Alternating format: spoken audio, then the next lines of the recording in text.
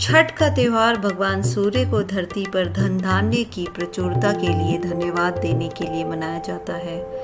लोग अपनी विशेष इच्छाओं की पूर्ति के लिए भी इस पर्व को मनाते हैं। पर्व का आयोजन मुख्यतः गंगा के तट पर होता है और कुछ गांवों में और जगहों में जहां पर गंगा नहीं पहुंच पाती है, वहां पर महिलाएं छोटे तालाबों अथवा पोखरों के किनारे ही धूमधाम से इस पर्व को मनाती हैं। छठ पूजा एक कठिन तपस्या की तरह है। ये ज़्यादातर महिलाओं द्वारा किया जाता है, किंतु कुछ पुरुष भी ये व्रत रखते हैं। व्रत रखने वाले लोगों को भोजन के साथ ही सुखद जीवन का भी त्याग करना पड़ता है। पर्व के लिए बनाए गए कमरे में व्रत रखने वाले को फर्श पर एक कंबल या चद्दर के सहारे ही रात बितानी पड़ती है। इस उत्सव में शामिल होने वाले लोग नए कपड़े पहनते हैं, पर व्रती ऐसे कपड़े पहनते हैं जिसमें किसी प्रकार की सिलाई नहीं होती है। महिलाएं साड़ी और पुरुष धोती पहनकर छठ करते हैं। शुरू करने के बाद छठ पर्व को सालों साल तब तक करना होता है जब तक कि अगली पीढ़ी की किसी विवाहित महिला को इसके लिए तैयार न कर लिया जाए। घर में किसी की मृत्यु हो जाने पर यह पर्व नहीं मनाया जाता। आखिर कैसा होता है छठ पूजा? छठ भले ही 4 दिवसीय उत्सव है, लेकिन इस पर्व में मंदिर में पूजा नहीं होती है। इसकी शुरुआत कार्तिक शुक्ल चतुर्थी को तथा समाप्ति कार्तिक शुक्ल सप्तमी को होती है। इस दौरान व्रत करने वाले लगातार 36 घंटे का व्रत रखते हैं। इस दौरान वे अन्न तो क्या, पानी भी नहीं ग्रहण करते हैं। यह पर्व 4 दिनों का है। भैया दूज के तीसरे दिन से यह आरंभ होता है। पहले दिन सेंधा नमक, घी से बना हुआ अरवा चावल और कद्दू की सब्जी प्रसाद के रूप में ली जाती है। अगले दिन से उपवास आरंभ होता है।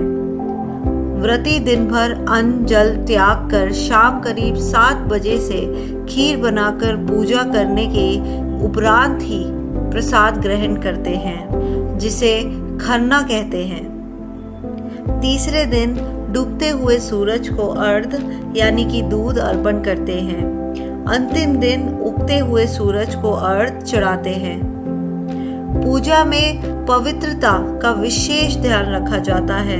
लहसुन प्याज वर्जित होता है। जिन घरों में यह पूजा होती है वहां भक्ति गीत गाए जाते हैं। अंत में लोगों को पूजा का प्रसाद दिया जाता है। पर क्या आप जानते हैं छठ पूजा की परंपरा कैसे शुरू हुई?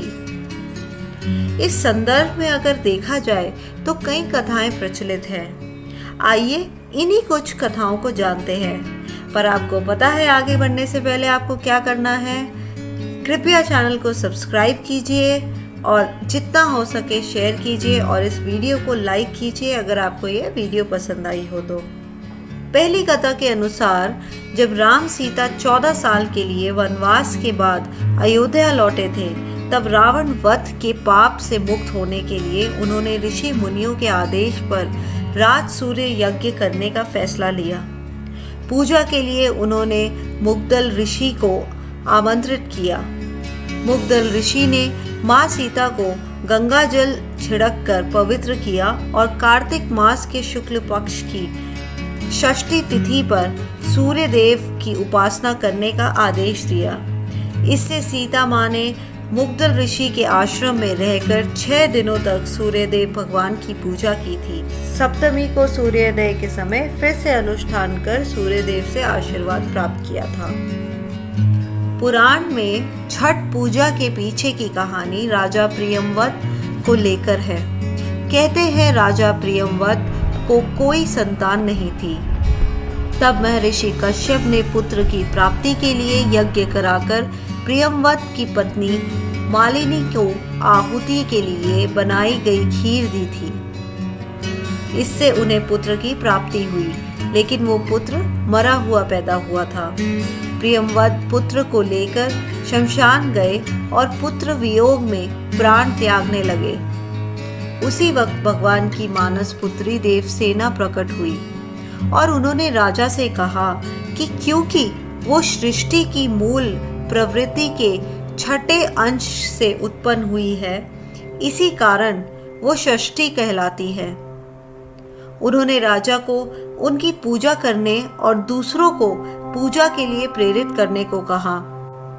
राजा प्रियंवद ने पुत्र इच्छा के कारण देवी षष्ठी का व्रत किया और उन्हें पुत्र की प्राप्ति हुई। द्रौपदी ने भी रखा था छठ व्रत।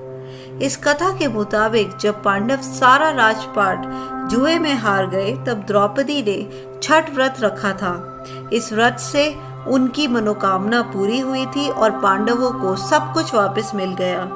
लोक परंपरा के अनुसार सूर्य देव और छठी मैया का संबंध भाई बहन का है, इसलिए छठ के मौके पर सूर्य की आराधना फलदायी मानी गई। एक और मान्यता के मुताबिक कथा प्रचलित है कि छठ पर्व की शुरुआत महाभारत काल से हुई थी। इस पर्व को सबसे पहले सूर्य पुत्र कर्ण ने सूर्य की पूजा करके शुरू किया था। कहा जाता है कि कर्ण भगवान सूर्य के परम भक्त थे और वो रोज घंटों तक पानी में खड़े होकर उन्हें अर्घ्य देते थे। सूर्य की कृपा से ही वे महान योद्धा बने। आज भी छठ में अर्घ्य दान की यही परंपरा प्रचलित है। आशा करते हैं आपको यह जानकारी पसंद आई हो।